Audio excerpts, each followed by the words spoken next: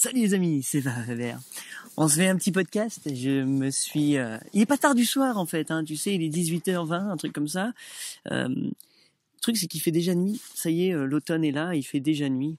Alors qu'en été, je reste dehors jusqu'à 11h, minuit facile parce que je vois encore tout. Là, c'est dans le noir. Donc c'est super. Mais comme j'habite en campagne, moi j'ai un très bel horizon en face de moi.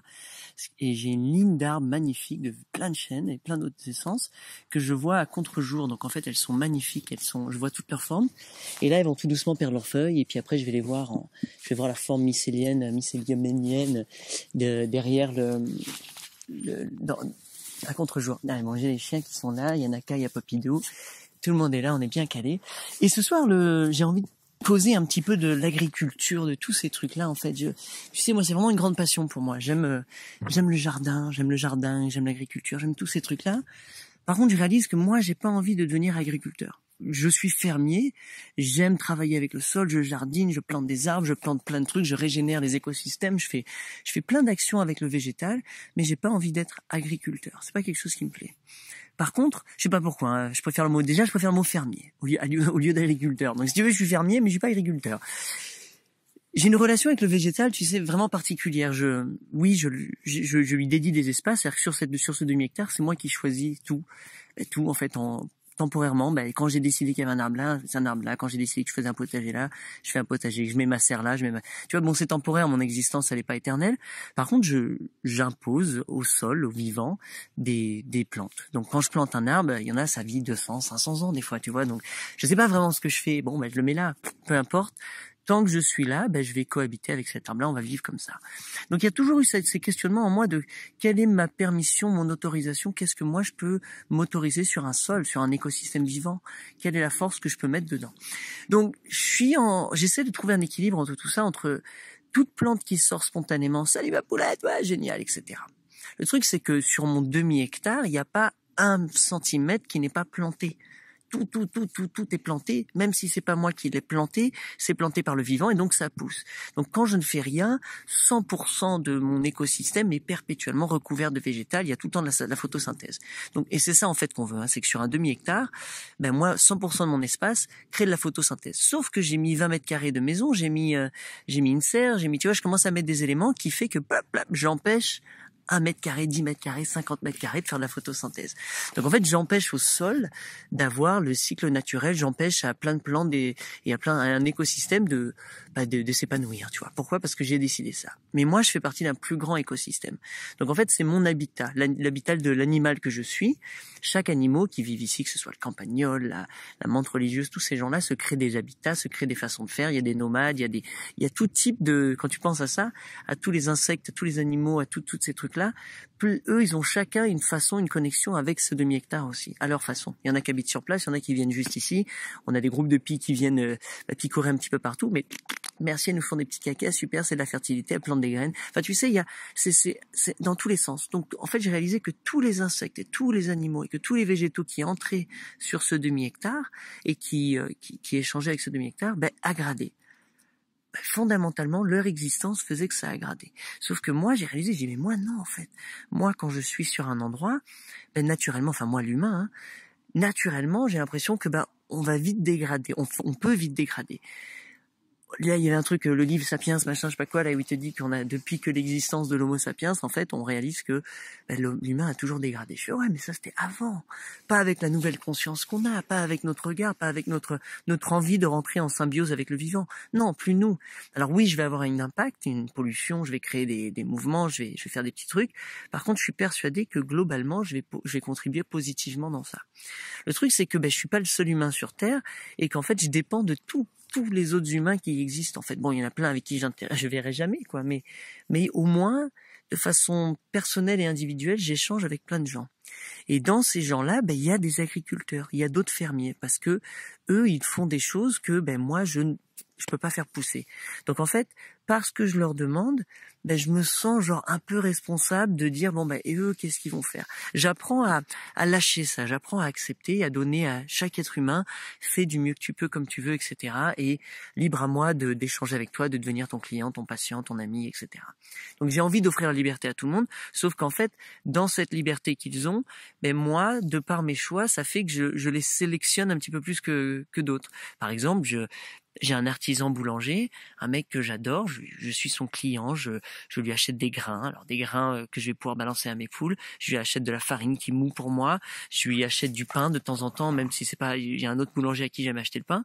Donc j'échange avec ce mec et je le connais, Aubin, génial, super, bon, c'est pas mon plus grand pote, on se croise, on s'apprécie mutuellement, et quand on se voit, ben on papote de sol, on papote de variétés de blé et tout ça, et donc il me parle de sa passion et je trouve ça magnifique. Il meule avec une pierre, donc il taille des pierres, il fait des trucs, enfin le gars est fascinant, c'est sa femme qui vient vendre les pains, enfin génial, enfin c'est beau. Bon, on va bientôt aller les uns, voilà, se bouffer un truc ensemble, on va faire un pas de plus dans notre relation. Bon, je vais bouffer chez eux, ils vont bouffer chez moi. Montre-moi ton monde, je montre mon monde, je vais bientôt faire un film sur lui parce que j'ai envie de le partager, j'ai envie d'aller moi voir et de vous montrer aussi.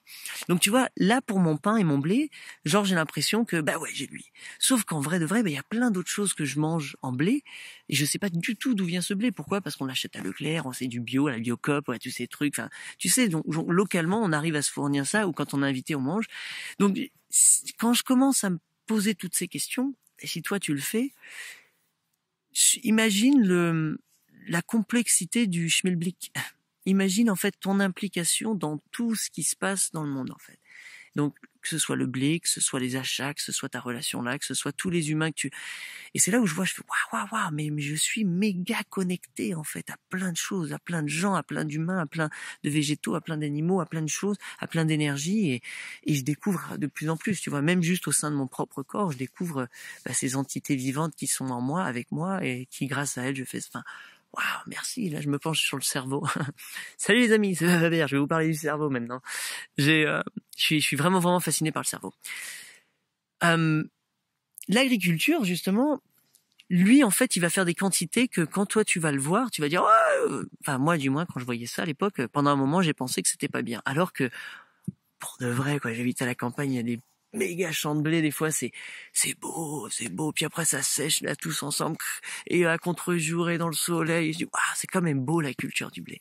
Après ouais, j'ai une affection pour les images où je vois ces mecs avant qui faisaient ça à la faute, à la main, tout, c'était génial. Un gros groupe de personnes dans le champ à récolter. Je me dis ouais, j'aimerais trop ça. Sauf que je veux que lui il le fasse, tu vois, est-ce que j'ai le temps d'aller faire ça? Ouais, je vais te filer une journée, tu vois, est-ce que je peux te filer plus? Je sais pas, et tout de suite, j'ai l'impression que mon temps je le passe à faire d'autres choses.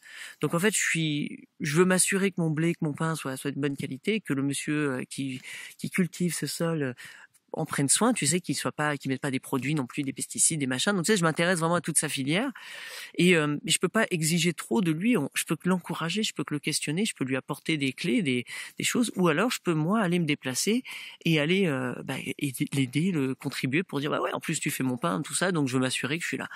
Ouais, ça me branche, mais sans plus que ça, tu vois. Donc et ça avec plein de gens. J'ai des maraîchers. J'en ai pas qu'un maraîcher. L'idée d'avoir un seul maraîcher, enfin pour moi c'est ah non, mec, il m'en faut vachement plus, quoi. Si je dépendais que d'un maraîcher, je serais vachement limité. Donc, il y a plein de types de maraîchers. Puis, il y a des choses que j'ai envie de manger, qui poussent pas ici, quoi. Donc là, c'est plus un maraîcher, ou alors s'il est malin, s'il est bien connecté, c'est comment on appelle ça, là, un primeur. Enfin, quelqu'un qui, c'est son job, il importe des fruits, des trucs un petit peu exotiques que je peux pas nécessairement avoir ici. Donc lui, boum, et puis après il y a d'autres choses, d'autres formes. Donc tu vois, j'échange comme ça, mais avec plein de gens. Donc toi, regarde dans ta vie à combien de gens en fait tu donnes de l'argent, à qui t'achètes et quoi.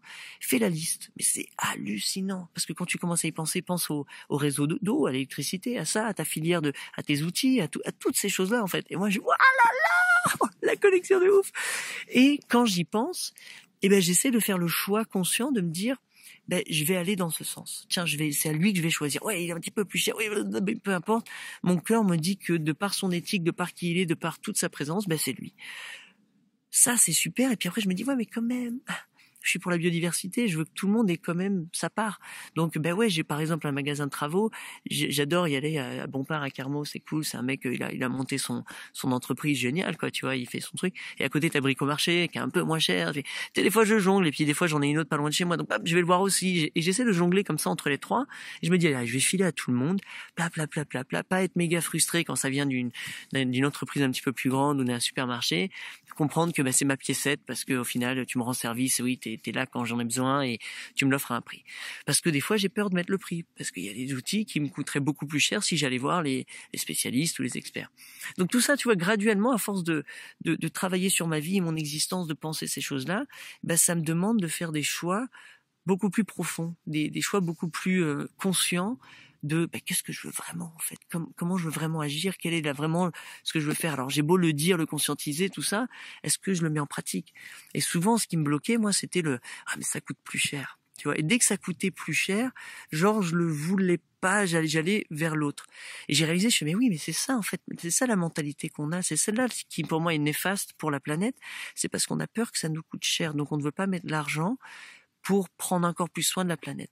Et effectivement, j'ai remarqué que prendre soin de la planète, ça coûte. Ça coûte du temps, de l'énergie, de l'argent, de l'amour. Ça coûte. Moi, je régénère, c'est devenu mon job, ma passion. J'adore faire ça. Je prends Et waouh, mais j'arrête pas d'acheter plein de plantes. J'ai mis des milliers d'euros dans ce jardin où je mets plein de plantes de tout type, où je fais en sorte d'apporter la fertilité, de tailler des trucs, des outils. Mais au même moment, je prends soin des animaux et des humains. Donc on fait des fêtes ici, on fait des camps, on fait des choses. Et dans cette magie, sur ce demi-hectare, bam, c'est ouf ce qui se passe, quoi. Il y a du soin, il y a de l'amour, les gens sont transformés. Waouh, des belles larmes, les larmes de joie qui sont tombées sur notre terre, quoi. Et avec ça, boum, je prends un petit appareil et je parle, salut amis, et je réponds, je fais des cours, je fais rire, tu vois, donc je m'éclate sur ce demi-hectare. C'est pas que je vais être agriculteur. Non, je veux pas faire que pousser des plantes dessus. Je fais plein d'autres choses. Et j'ai réalisé que comme je fais plein d'autres choses, en fait, je vais être en relation avec plein d'autres humains. Et donc, moi, je veux être en symbiose. Donc, dans l'idéal de l'idéal. Et pam, je vais me greffer avec ça. Et je veux des agriculteurs, je veux des fermiers, je veux qu'il y ait d'autres personnes qui produisent des choses que je consomme. J'ai vraiment envie. J'adore aller au marché, lui acheter son pain. Tu vois, j'adore aller acheter des légumes à mon maraîcher. J'adore ça. Donc, j'ai besoin que eux, ils fassent ça, en fait. En vrai de vrai, parce que j'adore faire ça. Oui, j'adore le faire pousser chez moi, le faire cueillir, tout ça. Comme la vie fait que j'arrive pas à tout faire, ou j'ai pas l'espace pour tout faire, ou je prends pas le temps de tout faire, j'adore faire ça. Pourquoi je prends pas le temps de faire des super méga bonnes carottes? Parce que je vais au marché. Je vais au marché pour aller acheter des super bonnes carottes. C'est con? Non, c'est pas con, c'est génial. J'ai envie d'acheter des super belles carottes, j'ai envie de prendre mon panier, j'ai envie de me balader. Ouais, mais bien sûr que chez moi, j'ai envie d'avoir des super belles carottes, tu vois. Mais il y a des choses de la vie, j'ai envie d'aller au marché, j'ai envie d'aller consommer, d'aller jouer. Bonjour, j'achète des légumes, j'ai envie de faire toutes ces choses-là. Et ça, on le faisait spontanément quand on était enfant, quand on était petit. Et puis tu me disais, ça vaut 500 000. Et je te donnais 500 000, c'était une blague, on rigolait, ça passait. Mais à un moment, quand on a passé en euros, là, oh là là, oh les non, tu veux pas que tu payes, oh c'est cher. Et on arrête et genre, boum, on joue. Ouais, j'ai pas apporté mon thé, donc la voix des fois, elle va monter en aigu. Ouais, ça va, j'enchaîne, des fois. Des fois, je me dis, je me demande qui vous êtes. Je me rends compte de plus en plus là ceux qui sont de l'autre côté de la caméra et du truc là, ceux qui me suivent sur YouTube. Je vous rends compte, c'est super sympa. Je prends le temps. Vous êtes des noms des fois sur Facebook ou YouTube, des noms que je vois, des commentaires que je vois depuis pas mal de temps. Tu sais, tu fais des petits commentaires, des likes, je vois vos noms, des trucs armes, c'est cool. Et je me dis un jour, quand est-ce que je vais les voir, quand est-ce qu'on va vraiment délirer. Et souvent c'est sympa, quoi. C'est vraiment des bons moments. Le dernier moment spécial dédicace à Japs, je fais un break pour la bon, ceux qui me connaissent, c'est impossible, il y a Popidou qui est en train de m'attaquer, et tu sais, genre j'avais fait une vidéo où j'ai pas du tout réussi à parler pendant tout ce temps. Attends, parce que là il m'attaque et je galère à être concentré, mais plus je le pousse, plus il pense que je joue, donc j'ai du mal à faire ça. Merci pour cette petite interlude. Puppy Doudienne. C'est mon petit chien, ceux qui connaissent pas, c'est un teckel croisé beagle, un monstre. Voilà, là il s'est assis sur moi, donc voilà, c'est bon, on va continuer ce truc. Donc ouais, l'agriculture, je sais pas si toi t'es intéressé, je sais pas si tu fais ça. Et donc en fait, si tu l'es pas, moi je t'encourage au moins un jardin. Et un jardingle, idéalement. Mais il y a quelque chose de super mais méga kiffant, transformatif de tout ce que tu veux, de collaborer avec les plantes, avec le vivant, de trouver un petit lopin de terre et bam, y faire pousser des trucs et commencer et de là créer, jouer, créer un écosystème. C'est une œuvre d'art. Tu vas planter un écosystème qui sera fonctionnel. L'art est fonctionnel. L'art est d'une utilité. L'art rend service. L'art nourrit. L'art fait tout ça. Et oui, l'art jardinal, l'art de jardiner, l'art de la permaculture, l'art de toutes ces choses-là. En fait, c'est un art de vivre global et holistique et tout ce que tu veux, qui fait que quand tu prends cette conscience, cette envie de faire ça, d'aggrader, cette envie de donner de l'amour, de t'inscrire dans une existence qui est enrichissante pour tout le monde, aussi bien pour toi que pour l'univers. Bref, de kiffer ta racine, eh ben, tu fais des trucs incroyables. Tu t'engages avec des personnes incroyables. Tu rencontres des personnes magiques. Tu fais des choses fantastiques. Tout embellit, vraiment. Alors, il y a des coups durs, des trucs comme ça, mais c'est même plus dur parce que, la vie est belle. Et donc, je fais que ça. Donc, quand je pense aux agriculteurs et quand je pense à tous ces gens-là et je me dis pourquoi j'ai vu des images de gens qui galèrent, que c'est dur, que c'est pas ça, que ils en chient, tout. Pourquoi pourquoi faut...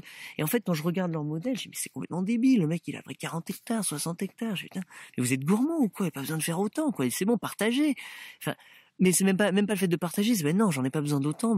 Donc, limite, réduit, densifie, intensifie. Ça, c'est l'intelligence du système. Donc, sur un demi-hectare, j'ai largement de quoi faire. Je m'amuse. Pourquoi? Parce qu'en plus de tout ça, le reste du monde est une aire de jeu.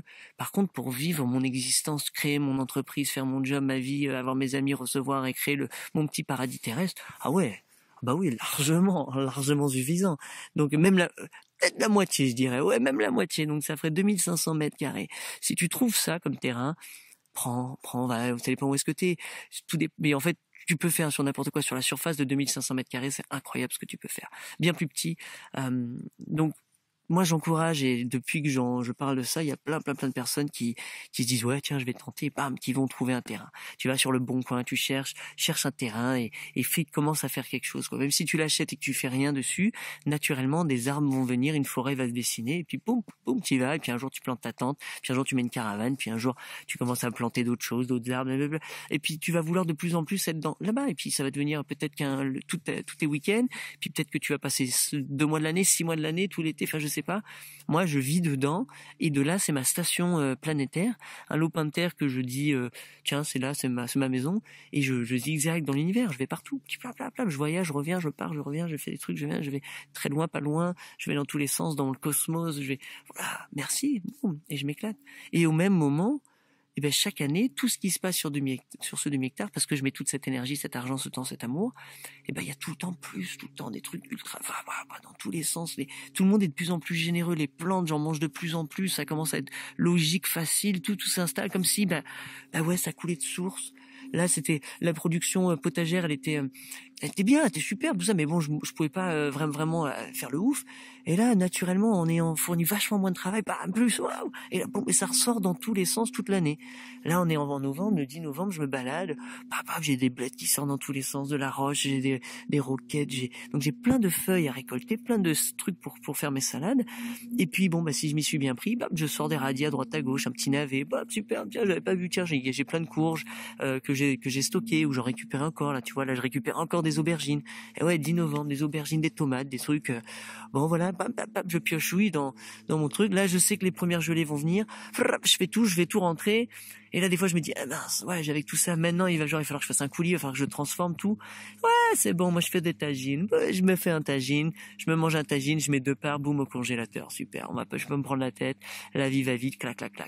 Maintenant, des fois, on fait des pots, boum, quand j'ai un excès, j'invite les amis. Enfin, tu vois, facile. Et en fait, ouais, ça se consomme dans le maintenant. Ouais, je crée la nourriture autant que je peux. Et puis, quand il y en a pas, merci qu'il y a les maraîchers, merci qu'il y a tout ça. Donc, en fait, de plus en plus, j'achète pas beaucoup de nourriture légumière, etc., tu vois. Et en fait, comme j'aime manger ça, de plus en plus naturellement j'achète ce genre de trucs. Donc en fait, comme je l'ai à la maison, j'ai plus besoin de faire ça. Après, je reste consommateur. Il y a plein de trucs qu'on achète dans les supermarchés, chez les maraîchers, c'est génial. Pourquoi? Parce qu'on adore ça, parce que aujourd'hui je sais pas le faire, j'ai pas envie de faire, et que aujourd'hui, c'est eux, la personne qui sont les plus aptes à me rendre ce service, de me faire ces genres de choses, quoi. Ou alors c'est que je veux pas mettre le prix, tu vois. Donc si là je veux dire bah qui sait idéalement quel est le chocolat que je mange, et quand si tu regarderais le truc du chocolat, bah boum, idéalement si je voulais m'offrir des cookies, bah non, ça va être un boulanger ou un cookier qui fait des cookies, tu vois. Donc ou alors nous-mêmes. Et effectivement, il y avait Michael Pollan alors Michael Pollan pour ceux qui speak pas l'English. Je sais pas s'il est traduit en français. Découvrez-le, c'est un écrivain américain génial. Il m'a ouvert beaucoup les yeux sur l'agriculture à l'époque quand j'étais bien plus jeune, et je lui dois une belle prise de conscience. Donc Michael Pollan, je sais plus pourquoi je te parle de lui. Il dit qu'en fait genre quand t'as faim, mange une pomme, quand t'as faim, mange des trucs comme ça, et sinon si tu veux manger des trucs sucrés, des machins, ok, mais fais-le. Genre, et puis lui il le fait pas, hein, mais juste en le disant comme ça, je dis pas mal, ouais, j'aime bien l'idée. Donc ouais, je peux manger autant de cookies que je veux, autant de frites que je veux, autant de ce que je veux, de pizza que je veux, mais je les fais. Et donc quand on les fait, que c'est bon, etc., vachement plus riche. D'ailleurs, hein, dès que je le mange ailleurs chez quelqu'un d'autre ou professionnellement, tu sais, dans les camions, c'est moins satisfaisant, j'en mange trop, je me fais mal au bide, tout. Là, nos pizzas, on les tape bien dedans.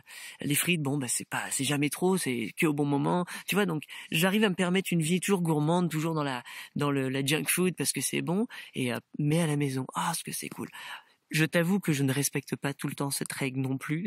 Quand j'ai faim, je mange ce qu'il y a.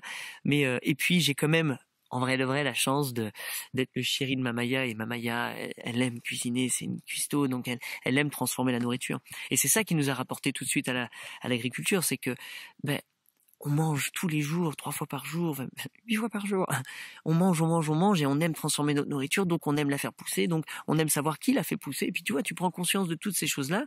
Et c'est pour ça que moi, mon spectacle, c'était que je vais faire en tournée, c'est par la fin que tout commence. Tu vois, c'était des livres, je me rappelle, je devais être en CP, il y avait des livres, et derrière, genre livre de poche, et c'était tout le temps, et si c'était par la fin que tout commençait. Et j'ai adoré ça, mais sauf que la fin, pas F-I-N, je l'écris F-A-I-M. Et pour moi, c'est ça, ce concept. C'est vraiment le concept cœur de ma vie, c'est, il faut avoir faim. C'est quand j'ai faim de quelque chose que je donne toute mon énergie. Et donc, si c'était par ça, par la fin de ce qu'on aime, par ce qui nous excite, que tout commençait. Et bien moi, ça a été la nourriture, et de là, hop, et puis boum, j'arrive tout doucement, j'arrive à comprendre et j'ai une connexion divine, sacrée avec le vivant, quoi. Et waouh, et je m'inscris de plus en plus dans cette relation symbiotique. Et donc, l'agriculture, j'ai envie qu'elle existe, mais celle autonome, semi-autonome, en symbiose avec d'autres petits paysans locaux, je veux celle-là, moi. Elle me plaît vachement. Et ce qui est génial, c'est que depuis que je balance, que je parle de ça sur Corps à Corps, et ben vous êtes plein à être stimulé, à me dire voilà, tiens, j'ai acheté ça, je me fais ça, voilà, tiens, je fais ça, je plante maraîcher, tout, c'est cool. Et puis il y en a qui disent bon, il y a de la place dans le Tarn, et pop, ils arrivent et ils s'installent, et hop, ils trouvent un morceau de terre, on leur débloque des choses. Moi je montre un petit peu ce qui se débloque, ce qu'il y a à vendre ici. Peu importe, c'est comme je suis agent immobilier, vas-y, je te balance, pam. Je vous montre tout ça parce que je veux pas l'acheter, mais par contre je me dis ça serait cool que vous venez dans le coin. Donc pourquoi pour remonter ça. Donc ouais, je l'ai pas aujourd'hui parce que je vais encore des fois à Intermarché, à Biocop, mais je mets l'énergie pour aller dans ce sens-là. Donc je fais venir les gens à moi, donc je vais chercher et je vais faire en sorte que je m'entoure de cette abondance nourricière, tout ça, pour que l'échange soit méga kiffant et que le marché, ça se fasse tous les jours chez moi et tout naturel et tout et tout. Après, des fois où j'hallucine, c'est moi, j'ai quand même vraiment planté, quoi. J'y vais fort, hein, je plante. Donc, je suis vraiment en train de créer un lieu qui va produire énormément de nourriture toute l'année, constamment. Enfin, le nombre de fruitiers qu'on met, le nombre de plantes, le nombre de pérennes, c'est des rhubarbes, les trucs, les asperges, enfin, ça s'installe, les bleds dans tous les sens, les buissons, toutes les cassissiers, les casseilliers, les groseilliers, je suis en train de, il y a un trop, quoi. Ça devient ouf, quoi. À un moment, je vais marcher que sur du fruit. Chez moi, ça va être cinglé. Donc ça, moi, je vais le faire sur mon demi-hectare. Mais déjà, j'ai acheté un nouvel hectare et déjà, j'ai un nouveau truc. Donc, on arrive à grandir. Pourquoi ? Pour placer d'autres personnes. Pourquoi ? Pour en mettre encore plus, pour délirer, pour dire, tiens, c'est là qu'on fera le blé. Tiens, c'est là qu'on fera ça, tu vois. Et donc, on est en train de les acquérir ensemble. Et c'est cool, c'est super génial. Parce que ça veut dire que dans la bande de potes qui vient ici, potes ou pas potes, hein, qui se connaissent, de jeunes, moyens jeunes, vieux et plus vieux, et ben on commence à échanger de façon encore plus kiffante et chacun s'installe. Donc il y a de la place, et c'est ça que je veux faire, c'est que si ce genre de truc te stimule, et que t'as envie de prendre un terrain, regarde dans le Tarn, il fait bon vivre. Regarde par chez nous, il y a de l'espace, il y a de la place. Regarde encore plus spécifiquement dans le Ségala, donc autour de Carmaux, Corte-sur-Ciel, Saint-Antonin, Nobleval. Enfin, tu vois, dans le coin, c'est sympa. On est bien dans le coin. Et puis plus tu te rapproches de moi, plus tu viens à mes camps, plus tu viens à mes événements, plus tu viens me rencontrer, plus tu as accès aux terres qui sont genre à 100 mètres de chez moi. Parce que ceux-là, ils sont réservés à ceux qui sont vraiment de la tribu, ceux qui se lancent. Et là, à 9 kilomètres, on a placé quelqu'un, là, tu vois, c'est génial. On adore ce qui se passe. Et ça s'accélère. Et puis, quand je leur demande, ouais, ils ont tous envie de ça. Ils ont tous envie de commencer à co-créer ce genre de choses, donc l'espace est à prendre. Et partout en France, peu importe où tu vas, c'est déjà en cours. Donc c'est ça qui est bien, c'est qu'il y a déjà ces symbioses, déjà ces réseaux qui sont là. Donc toi, peu importe où tu vas arriver, de par tes choix de vie, boum, ça va faire que tu vas les rencontrer, tu vas t'inscrire avec eux en réseau, et puis toi, tu vas pouvoir commencer à offrir ton don, proposer ton talent, quoi. Et ça peut être des légumes, ton talent, génial. Donc tu vois, c'est là où ça devient vraiment cool. C'est là où toutes les choses s'accélèrent et souvent, on me parle de ce monde qui va mal et tout ça. Je dis, mais vous êtes ouf, mais vous êtes tarés ou quoi? Le monde va trop bien. Moi, dans ma petite bulle égocentrique, j'ai l'impression que tout ce qui se passe autour de moi, tout fait du sens, tout s'enchaîne, tout s'accélère, tout grandit, tout régénère, tout pousse. Je dis, waouh, mais qu'est-ce qu'ils regardent les autres là? Moi, je vous jure que c'est trop beau. Donc, et on est plein, je suis pas le seul à trouver ça, je suis pas le seul sur France, dans le monde, on est plein à dire ça, à dire oui, quand on se voit, on dit ouais, c'est trop beau, bien sûr, oui. Et donc ce qui est drôle, c'est que ceux qui disent ouais, c'est trop beau, ils finissent par se rencontrer parce qu'ils se rencontrent, parce qu'ils vont dans les endroits où c'est trop beau, parce qu'ils ont l'appréciation de tout ce qui est trop beau et waouh, génial quoi. Donc voilà, bon allez, je vois qu'il y a Papillou sur moi qui tremblote, il fait quand même froid, je vais rentrer. Merci pour ton écoute, merci, ça fait plaisir, vas-y, annonce-toi, dis-moi qui t'es, dis-moi ce que tu kiffes dans la vie, ça me fait sourire. Et puis s'il y a des sujets de blabla qui t'intéressent, des questions existentielles ou des trucs que tu veux que je blablate dessus, vas-y, balance, pose-moi des questions, quoi, je suis ouvert. Donc voilà, allez, vive la vie les amis, merci de votre écoute, ciao.